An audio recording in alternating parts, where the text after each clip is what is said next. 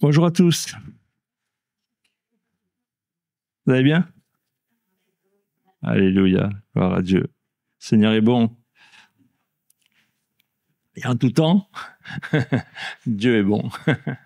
Alléluia. On va ouvrir notre Bible dans l'évangile de Jean au chapitre 4.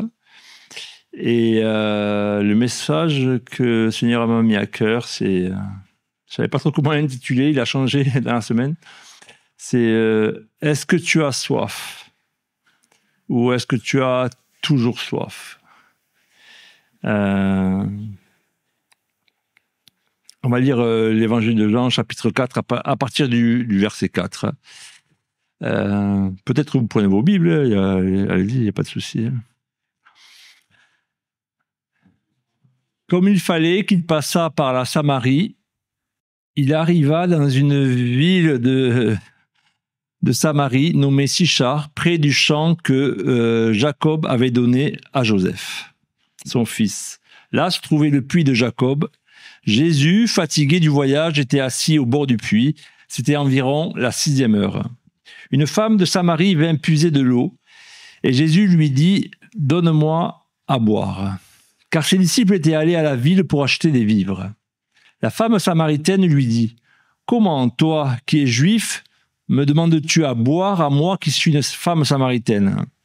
Les Juifs, en effet, n'ont pas de relation avec les Samaritains. Jésus lui répondit « Si tu connaissais le don de Dieu, et qui est celui qui te dit « Donne-moi à boire », tu lui aurais toi-même demandé à boire, et il t'aurait donné de l'eau vive. « Seigneur, lui dit la femme, tu n'as rien pour puiser, le puits est profond, d'où aurais-tu donc cette eau vive ? Es-tu plus grand que notre père Jacob, qui nous a donné ce puits, et qui en a bu lui-même, ainsi que ses fils et ses troupeaux ?» Jésus lui répondit « Quiconque boit de cette eau aura encore soif, mais celui qui boira de l'eau que je lui donnerai n'aura jamais soif. Et l'eau que je lui donnerai deviendra en lui une source d'eau qui jaillira jusque dans la vie éternelle. » La femme lui dit « Seigneur, donne-moi cette eau afin que je n'ai plus soif et que je ne vienne plus puiser ici. » Amen. Merveilleuse cette histoire de Jésus qui traverse la Samarie. Et il fallait qu'il passe par la Samarie et il va s'arrêter en plein milieu de journée. Il est midi, il s'arrête à ce puits et il faisait certainement très chaud, peut-être comme en Corse, avec du soleil, avec la chaleur. Et voilà, il est dans cette route, dans ce périple-là. Et puis il va rencontrer une femme qui peut-être n'aurait pas dû être là. Elle n'aurait pas dû être là parce que on sait que, oui, c'était le rôle, le travail des femmes d'aller chercher de l'eau, d'aller puiser de l'eau pour amener à la maison, soit pour abreuver, soit pour le bétail, soit pour la cuisine, ou en tout cas, voilà, c'est la ressource de la vie, c'est l'eau.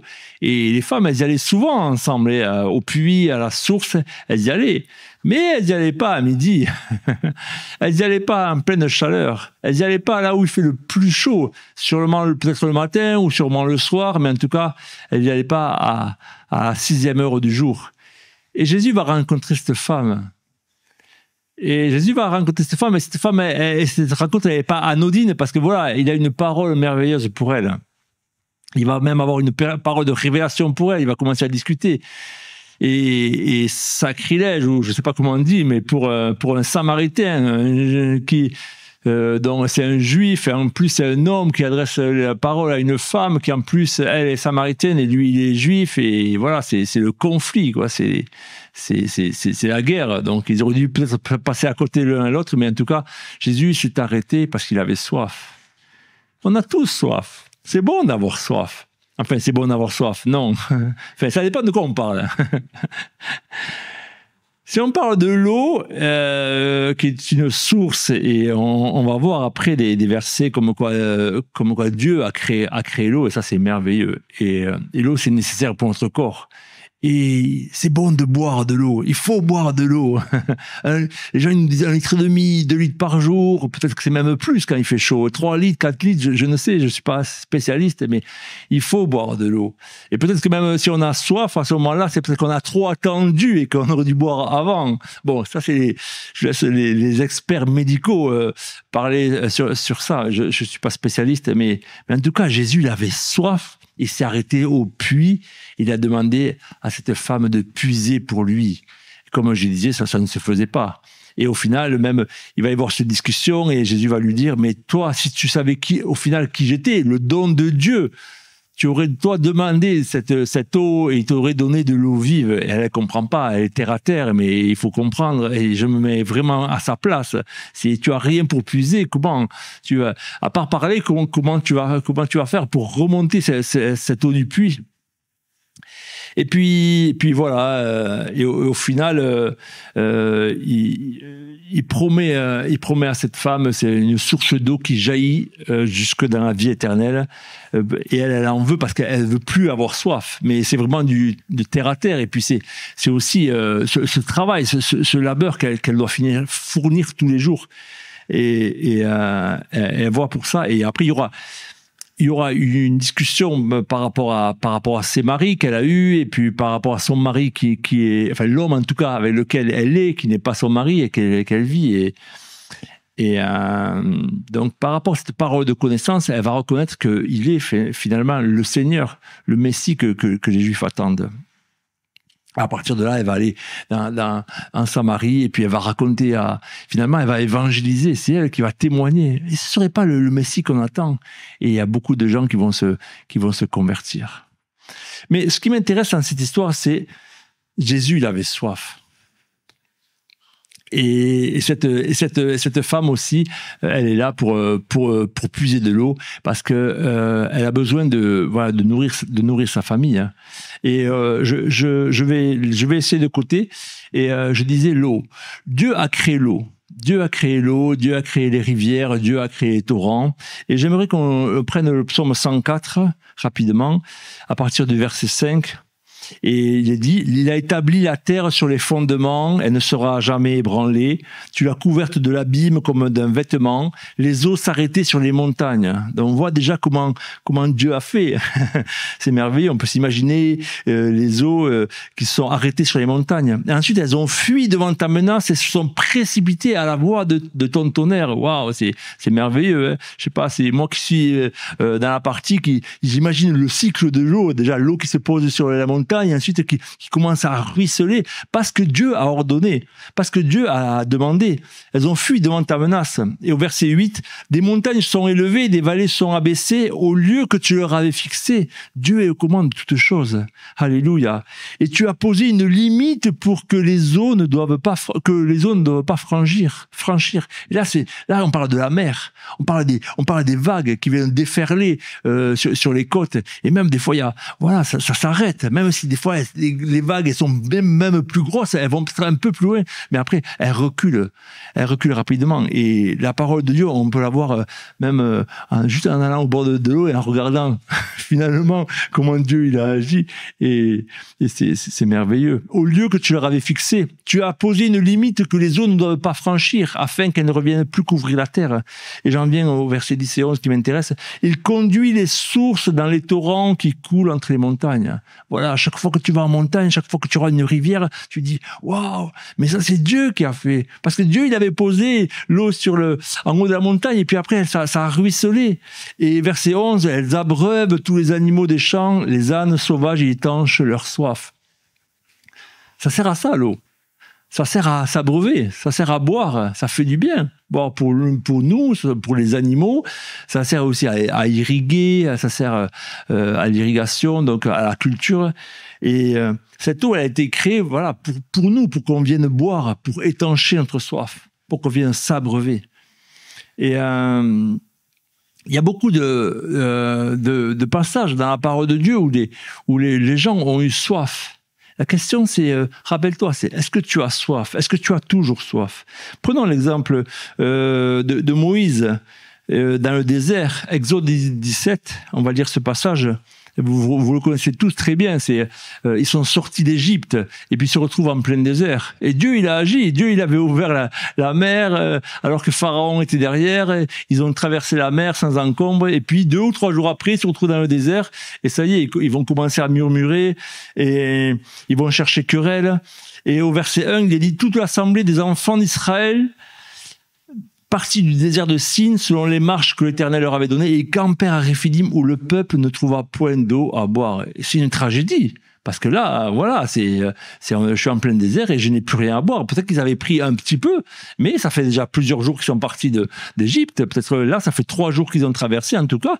Et il n'y a plus à boire. Et là, ils vont mourir. Ils vont mourir. Si tu bois pas, tu meurs. Peut-être tu peux te passer de manger. Je sais pas combien d'heures tu peux te passer de manger, ou de minutes, ou de jours. Je sais pas. Selon les gens, c'est peut-être un jour, et d'autres, c'est plutôt une heure. Alléluia. Mais de boire, non. On peut pas se passer de boire. Comment on fait? Moi, j'ai soif. J'ai besoin de boire. Et verset 2, le peuple chercha querelle à Moïse. Et ils dirent, donnez-nous de l'eau à boire. Et Moïse leur répondit, mais pourquoi vous me cherchez querelle? Pourquoi tentez-vous l'Éternel? Mais le peuple était là, il avait soif, il était pressé par la soif. Et ils vont murmurer contre Moïse. Moïse, leur libérateur. Moïse, celui qui était allé 10 fois devant Pharaon pour intercéder pour eux. Moïse qui, acculé entre l'armée de Pharaon et la mer là, alors qu'il commençait à dire mais pourquoi on est là maintenant, on va mourir. Moïse qui a parlé à l'Éternel et Dieu comme un ami, et Dieu il agissait. Et là au bout de 3 jours, j'ai tout oublié au final. Il s'est passé du temps, hein. Les 10 plaies de Moïse, c'était pas en 10 jours, hein. Peut-être 10 semaines, peut-être 10 mois ou peut-être plus.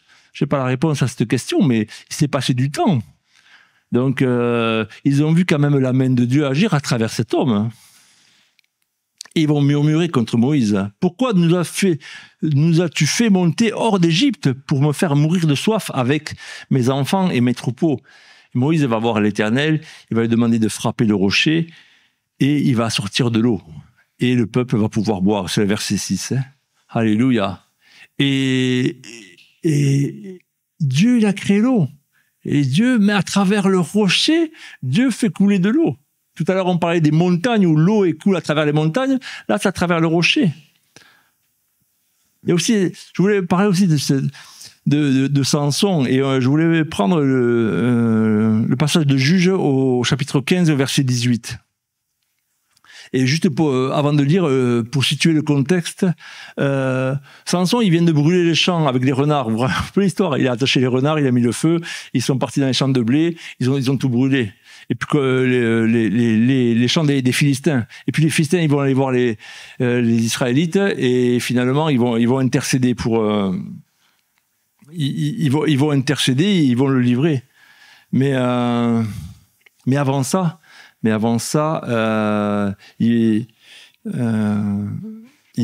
va tuer 1000 hommes avec la mâchoire. Et là, on est donc Samson, il a beaucoup agi, et puis c'était un sanguin, et puis il s'agitait pas mal. Et tout d'un coup, il va être pressé par la soif. Il va avoir soif. Et enfin, Samson, il invoque l'Éternel, parce que c'est vrai que Samson, il faisait souvent. Mais vous relirez le chapitre de Juge, chapitre 15, là, on n'entend pas souvent comme Daniel où il était en prière. Voilà, Samson, c'était pas. Peut-être pas sa qualité première, mais pourtant, Dieu agissait à travers lui. Il avait une force incroyable, considérable, tout le monde le sait. Et donc, pressé par la soif, il invoqua l'Éternel, et c'est toi qui as permis par la main de ton serviteur cette grande délivrance. Maintenant, mourrai-je de soif et tomberai-je entre les mains des incirconcis? On parle bien des Philistins. Et est-ce que Dieu, il a répondu? Comme Moïse, verset 19, Dieu fendit la cavité du rocher qui est à l'échie et il en sortit de l'eau. Alléluia! Bon, c'est pareil, c'est la famille, hein. Moïse, Samson, en tout cas, c'est la famille de Dieu, en tout cas, c'est le même papa, et à travers ce rocher, il y a l'eau qui coule. La pierre, elle peut être dure, l'eau, elle coule, parce que Dieu, il a agi. Samson but, lis ça avec moi. Samson but, son esprit se ranima, et il reprit vie. Ça veut dire quoi? C'est comme s'il était mort. Je ne sais pas depuis combien de temps, en tout cas mort, pas physiquement, mais peut-être qu'il n'avait pas toute sa lucidité.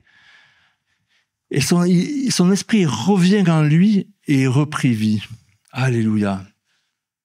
Parce qu'il a bu l'eau du rocher. Parce qu'il a bu l'eau que le Seigneur lui a donnée. Alléluia.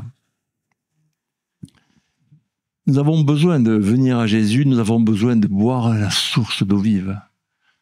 Jésus lui-même, il a eu soif jusqu'à la croix. Tout le monde connaît ce passage. Il est crucifié à la croix, il a quelques peut-être minutes de rendre son esprit. Jean chapitre 19, verset 28. Et il est dit, après cela, Jésus qui savait que tout était déjà consommé, dit, afin que l'écriture fût accomplie, j'ai soif. Jusqu'au bout, Jésus a eu soif. Soif de faire la volonté de Dieu, soif d'honorer le Père qu'il avait envoyé dans cette mission, et puis soif, à ce moment-là aussi, soif de l'eau. Et peut-être que son corps il était aussi desséché. Mais on connaît l'histoire, ils lui ont donné un vase de vinaigre, et les soldats vont mettre une éponge, ils vont fixer sur l'hysope, et ensuite... Jésus va dire tout est accompli une fois qu'il a pris le vinaigre. Finalement, il dit j'ai soif et après il a dit tout est accompli. C'est juste les paroles, quasiment les dernières paroles de Jésus. J'ai soif. Est-ce que nous avons soif? Est-ce que nous avons toujours soif? Il y a encore ce passage au jugement dernier, c'est Matthieu 25, 35. Matthieu 25, 35, c'est Jésus qui parle, il va dire « Car j'ai eu faim et vous m'avez donné à manger, et j'ai eu soif et vous m'avez donné à boire, j'étais étranger, vous m'avez recueilli. » Et ensuite, il va continuer en disant « J'étais nu, vous m'avez vêtu, j'étais malade, vous m'avez visité, j'étais en prison et vous êtes venus vers moi. » Mais quand est-ce qu'on a fait ça? Ils vont dire. Quand est-ce qu'on t'a donné à manger? Quand est-ce qu'on t'a donné à boire? Quand est-ce qu'on t'a habillé, qu'on t'a visité? Et au verset 40, le roi leur répondra, c'est une parabole, on sait très bien que c'est Jésus qui parle. Il va leur dire, je vous le dis en vérité, toutes les fois que vous avez fait ces choses à l'un de ces plus petits de mes frères, c'est à moi que vous les avez faites. C'est quand tu donnes à manger, quand tu donnes à boire à quelqu'un. Alléluia, tu le fais pour Jésus. J'ai eu soif et tu l'as fait. Tu as fait la volonté de Dieu. Tu as donné, tu t'es occupé du plus petit. Quand tu t'occupes de quelqu'un qui ne connaît pas le Seigneur, mais c'est ta façon à toi de lui faire du bien, parce que tu lui apportes à manger, parce que tu lui apportes peut-être même une soupe, peut-être, c'est pas la saison, mais en tout cas, peut-être un verre d'eau à boire, tu vas l'abreuver et tu vas faire du bien à son corps. Tu vas faire du bien à sa vie. C'est comme si tu t'occupais à Jésus, parce que c'est une personne que Jésus aime. Nous, on a un stand café le dimanche matin et je trouve que c'est merveilleux. Et je prie que le Seigneur nous envoie des gens qui s'arrêtent et qu'on puisse leur donner à manger, qu'on puisse leur donner à boire. Un verre d'eau, un café, un thé, c'est rien du tout. Combien je vous dois? Souvent, on l'a entendu, combien je vous dois, mais c'est rien du tout. Vous avez reçu gratuitement, donné gratuitement.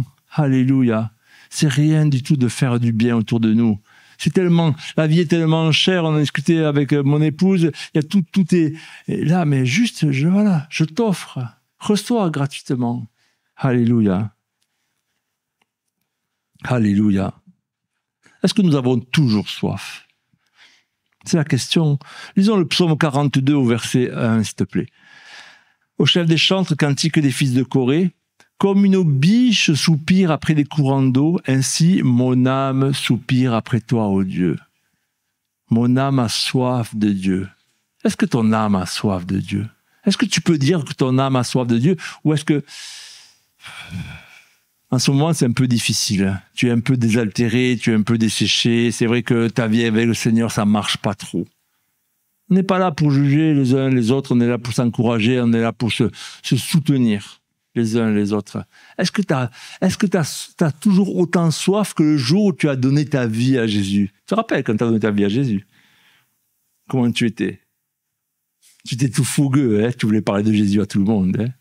Hein. C'est à tout moment. Hein. Il fallait pas rater un culte, il fallait se lever tôt le matin, il fallait prier, il fallait voir les voisins. Hé, Jésus, tu connais Jésus? Et puis, est-ce que tu es comme ça maintenant? Tu es rempli d'eau vive. Et puis ça jaillit, ça sort de toi. Et puis, bah, tu ne peux pas t'arrêter. Ou est-ce que c'est un peu compliqué? Et finalement, ça fait un petit moment que je n'ai pas parlé de Jésus autour de moi. Hein. Puis même Jésus, ouais, je suis là aujourd'hui, ou j'entends même ce message, hein, pour ceux qui écouteront un peu plus tard. Mais ouais, voilà, enfin, ça fait un moment, ouais. C'est comme par hasard, je suis là. Mais Jésus, il veut te donner à boire et une eau vive qui coulera en toi. Tu n'auras pas, comme la Samaritaine, tu ne vas pas devoir aller puiser tout le temps à ce puits. Tu veux être rafraîchi, tu veux que le Seigneur te fasse du bien.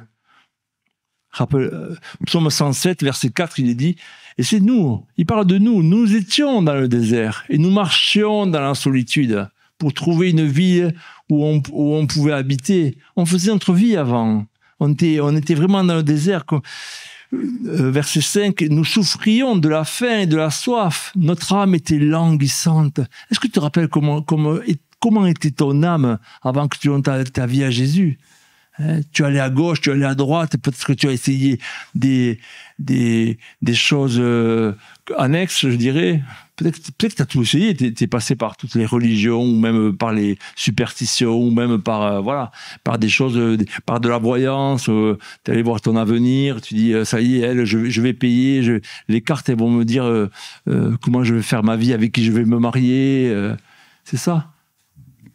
Peut-être c'est ça, c'était ta vie avant le Seigneur. Et puis finalement, ton âme, c'est un jour ça allait, le lendemain ça n'allait plus. Ou en journée, tout allait très bien, tu faisais face. Hein, tu avais un visage, tu faisais face. Et puis finalement, la nuit, il y a les démons qui revenaient.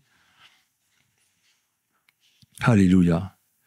Il a satisfait l'âme altérée, il a comblé de bien.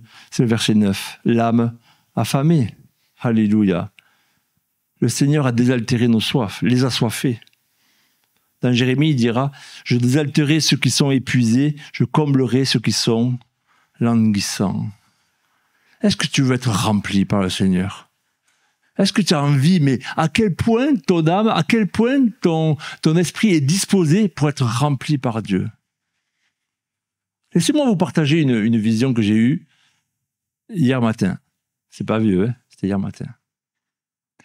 J'ai eu la vision d'un homme, je préparais ce message, hein. J'ai eu la vision d'un homme, je le voyais, à la main, il avait une cruche, une carafe assez grande, en tout cas une grande quantité d'eau, il y avait dedans. Et il versait de l'eau dans un récipient. Jusque-là, ça va. Par contre, ce qui était choquant, c'était la taille du récipient. C'était le récipient en lui-même. À quoi on s'attend comme récipient quand on verse de l'eau? Cette eau était un peu teintée un peu rosée. Bon, peut-être le sang de Jésus, je ne sais pas. En tout cas, c'est ce que j'ai pensé. C'était pas une citerne, c'était pas une cuve à laquelle on allait verser de l'eau. C'était quand même pas une carafe, c'était même pas un verre. C'était même rien, c'était même pas une verrine, c'était pas ça la taille. C'était une assiette. Une assiette qui n'était même pas creuse, elle était plate. Cet homme, la vision qu'il m'a donnée, le Saint-Esprit, c'est cet homme avait beaucoup d'eau à verser, mais finalement il allait verser dans une assiette qui était plate, avec un fond quasiment plat. Donc elle allait être vite remplie. Je me disais, Seigneur, mais ça veut dire quoi? Ça m'a parlé, vraiment ça m'a parlé. Je l'ai pris pour moi, je vous le livre. Je ne sais pas si ça parlera à quelqu'un de vous, mais ça m'a vraiment parlé, cette histoire. Comment est ton cœur? Tu as soif de Dieu? Mais est-ce que tu te disposes à recevoir? Est-ce que tu es prêt à recevoir? Comment es-tu devant le Seigneur? Oh, juste le dimanche, et puis allez, je fais ma prière un peu la semaine, et ça me suffit? Le Seigneur, il a en abondance pour chacun de nous. Mais si nous sommes comme ce vase, qui n'est même pas un vase, qui est une assiette, dont le contenant il est tellement vite rempli, c'est quelques gouttes d'eau, quelques millilitres d'eau. On va être vite rempli, mais finalement, on pourra pas faire plus que ça. Alors que le Seigneur veut nous amener plus loin et veut nous donner en abondance, nous donner davantage. Si on demande plus, le Seigneur va nous donner plus. Est-ce que tu as envie de beaucoup plus? Alors je me suis mis à prier, j'ai parlé en langue, je me suis repenti. Et ce matin, j'ai eu une autre vision. J'ai fait, waouh, Seigneur. Là, je voyais plus l'homme, je voyais plus la personne. C'était de haut. C'était juste la carafe, la cruche. Il y avait une anse qui se déversait. Et il y avait un grand vase. La cruche, elle était pleine et il pouvait y avoir un contenant. Le récipient, c'était plus une assiette, c'était un vase. Waouh! J'ai dit, c'est ça. C'était pour moi la vision. C'est comment tu te disposes à recevoir du Seigneur. Quelle est ta soif par rapport à Dieu? Tu me dis, tu dis, et je me dis, j'ai soif, et puis je passe à autre chose. Ah, c'est quoi? C'est 5 minutes le matin et 5 minutes l'après-midi, j'ai soif, ou 5 minutes le soir? Tout à l'heure, je parlais de boire 2 litres, 3 litres, 4 litres. Combien tu es prêt à boire tous les jours de l'eau vive? Le Seigneur, il veut te donner des abondantes eaux qui jailliront jusque dans la vie éternelle. Mais toi, est-ce que tu te disposes? Comment tu es prêt à recevoir? Le Seigneur, il peut pas déverser au-delà. Il y a un bord. Après, ça va s'arrêter. Je crois qu'on n'est pas là aussi pour recevoir juste pour nous. On est là pour arroser. On est là pour bénir. Si on a peu, on va donner peu. Si on a beaucoup, prenons ce dernier passage dans le livre de Josué, au chapitre 15, au verset 18. L'histoire, c'est Caleb, il avait une fille, et cette fille, elle s'appelait Aksa. D'accord? Aksa, c'est la fille de Caleb. Et Caleb, il a donné sa fille Aksa à Othniel. D'accord? Donc Aksa, c'est la femme de Othniel. On est d'accord? Ok. Donc on parle de Aksa. Lorsque Aksa fut entrée chez Othniel, donc son mari, elle le sollicita de demander à son père un champ.